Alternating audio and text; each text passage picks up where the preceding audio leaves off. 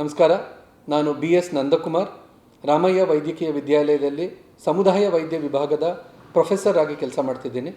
ಇದರೊಟ್ಟಿಗೆ ನಾನು ಇಲ್ಲಿಯ ರಾಮಯ್ಯ ಯೂನಿವರ್ಸಿಟಿ ಆಫ್ ಅಪ್ಲೈಡ್ ಸೈನ್ಸ್ನ ರಿಸರ್ಚ್ ಡಿವಿಷನ್ನಲ್ಲಿ ಅಸೋಸಿಯೇಟ್ ಡೀನ್ ಆಗಿ ಕೂಡ ಕೆಲಸ ಮಾಡ್ತಿದ್ದೀನಿ.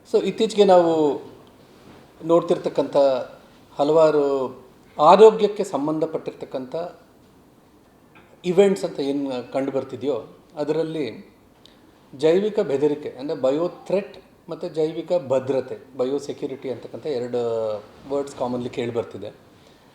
ಪ್ರಪ್ರಥಮವಾಗಿ ಜಿಯೋ ಪೊಲಿಟಿಕಲ್ ಅಂದರೆ ಒಂದು ಭೌಗೋಳಿಕ ರಾಜಕೀಯ ದೃಷ್ಟಿಕೋನದಿಂದ ನಾವು ನೋಡಿದಾಗ ಯಾವುದೇ ಒಂದು ಯುದ್ಧ ಬರೀ ಆರ್ಮ್ಸ್ ಅಥವಾ ಒಂದು ರೀತಿಯಾದಂಥ ಕನ್ವೆನ್ಷನಲ್ ವಾರ್ಫೇರ್ ಅಂತ ಏನಿದೆಯೋ ಅದಕ್ಕೆ ವಿಭಿನ್ನವಾಗಿ unconventional warfare is being scene.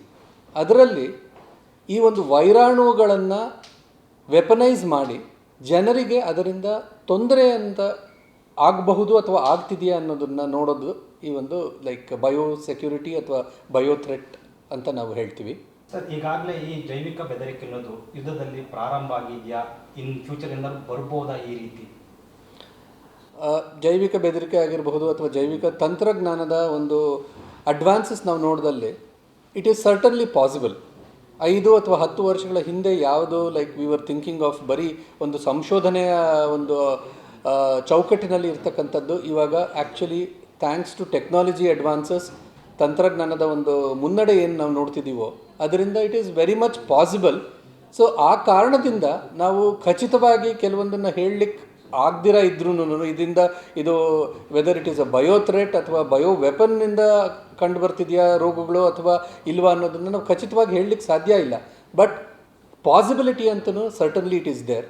So ಆ ಕಾರಣದಿಂದ ಯಾವುದೇ ರೀತಿಯಾದಂಥ ಒಂದು ಭದ್ರತೆಯ ಒಂದು ದೃಷ್ಟಿಕೋನದಿಂದ if you want to prevent and avert these attacks in future we have to be very careful and we should be prepared for it. Sir, ನಾವು ಈಗಾಗಲೇ ಕೋವಿಡ್ನ 100% ಒಂದು 50 to 80% ಟ್ಯಾಕಲ್ ಮಾಡಿದ್ರು. ಈ ರೀತಿ ಒಂದು ಥ್ರೆಟನ್ ಬಂದರೆ, ಬಯೋಥ್ರೆಟ್ ಬಂದರೆ ಯಾವ ರೀತಿ ಇಂಡಿಯಾ ಆಲ್ರೆಡಿ ಪ್ರಿಪೇರ್ ಆಗಿದೆ, ಇನ್ನೂ ಆಗಬೇಕಾ? ನೋಡಿ, ಕೋವಿಡಲ್ಲಿ ನಮ್ಮ ಒಂದು ರೆಸ್ಪಾನ್ಸ್ ಏನಿತ್ತು ಜಗತ್ತಿನಲ್ಲಿ ಅದು ಬಹಳಷ್ಟು ಮೆಚ್ಚುಗೆಯನ್ನು ಪಡೆದಿದೆ. ಭಾರತದ ಒಂದು Covid response has been appreciated globally, there is no doubt about it. But ಹೊಸ ಒಂದು ವೈರಾಣುಗಳು ಅಥವಾ ಬ್ಯಾಕ್ಟೀರಿಯಾ ಪೋಸಸ್ ನ್ಯೂಯರ್ ಚಾಲೆಂಜಸ್. ನಮ್ಮ ಹೆಲ್ತ್ ಕೇರ್ ಸಿಸ್ಟಮ್ ಅಥವಾ ಹೆಲ್ತ್ ಕೇರ್ ಡೆವಲಪ್ಮೆಂಟ್ ಏನು ಇದೆಯೋ it is extremely good. But having said that, ಹೊಸ threat ಬಂದಾಗ ನಮಗೆ it will be un unknown threat and we have to be prepared to tackle it may be 10x 100x.